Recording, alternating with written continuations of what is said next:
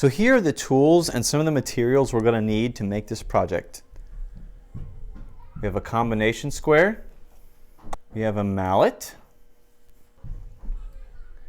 optional Dremel tool with a sanding disc, again optional, marking knife, ruler or a tape measure, whatever you choose, a pencil, a Sharpie marker, some masking tape, sandpaper, 120 or 150 grit should do. Here we have a brace and bit. This one on the end here is an adjustable bit that I have.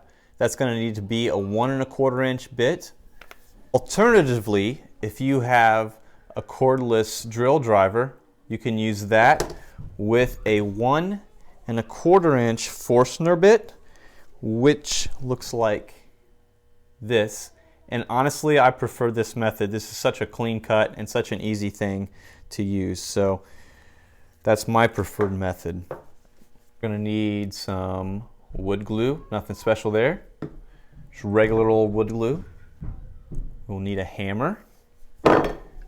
We're also gonna need our trusty smoothing plane.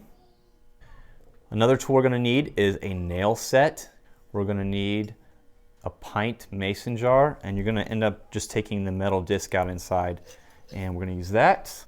And here are some 5/8 inch nails I was talking about. They have tiny heads, that's why we need that nail set, the way we have to nail them through the canning lid.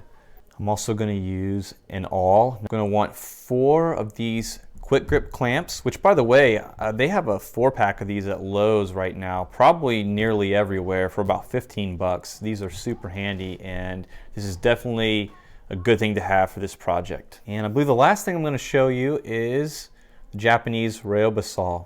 And this is the saw we're going to use to make our crosscut.